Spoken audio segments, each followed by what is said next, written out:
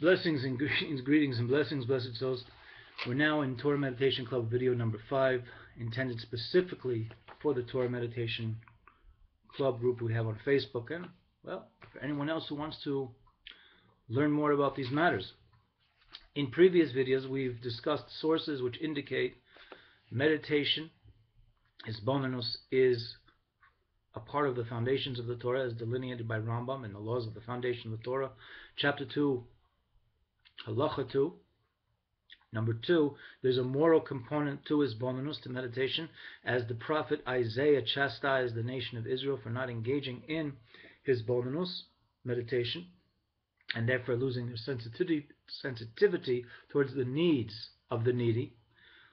Last week we explored the historical dimension, how in the laws of idolatry in the Rambam's Mishnah Torah we learned that Abraham, Abraham, our father, one of the 3 patriarchs of Israel, engaged in meditation, hisbonenus, in order to unshackle his mind from the idolatrous practices of his time in general, and in particular within his own family setting.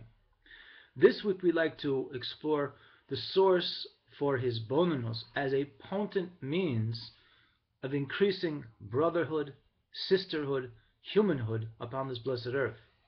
In chapter 41, from this wonderful condensed Hebrew-English translation, but I'll be reading from the Hebrew, of Tomer Devora, which was originally penned by the great Kabbalist and Tzaddik, Rav Moshe Cordovero, who lived in the 16th century.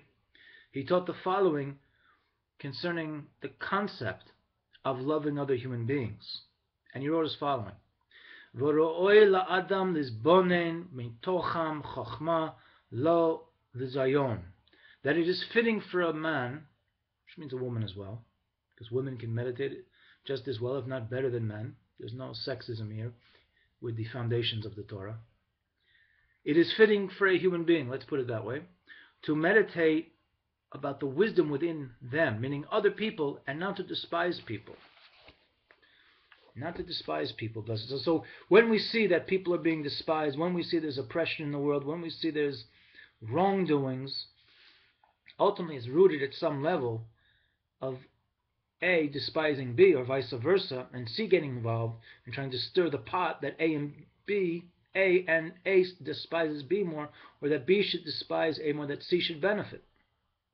So if that's still going on, which we know it's still going on, without looking at any part of the world, we can even look within ourselves to see where we have to uproot this undesirable trait of despising other people.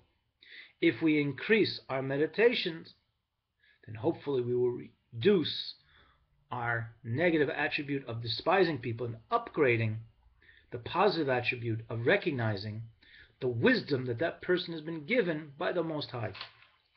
Turning to the Shar Yuchud of the Mittler Rebbe, which is our source material book for this humble effort, these videos, that the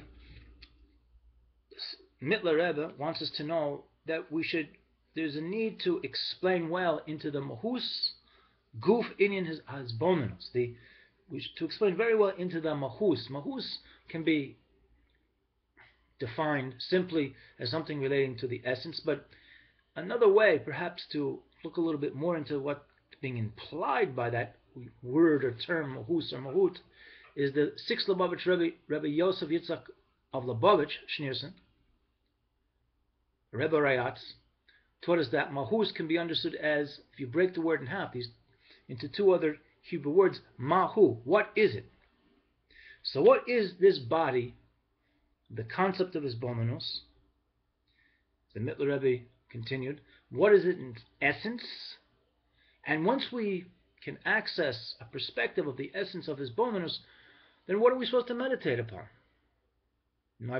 I have given some humble suggestions what to meditate on in past prior video efforts, just as I just did right now, to meditate upon loving people and to recognize the goodness within them.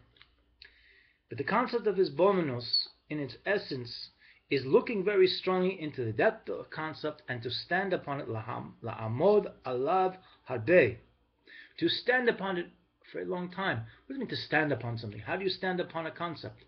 It means to seek out the truth of it. Remember, blessed souls, in the preface to this book, the Mittler Rebbe said that he intended this book for people to seek out the truth of God. In order to seek out the truth of the Creator, the Ein Sof Baruch Hu, the infinite Creator, may be blessed, we need to seek out the truth of the Torah, which we, if we are people of faith, biblical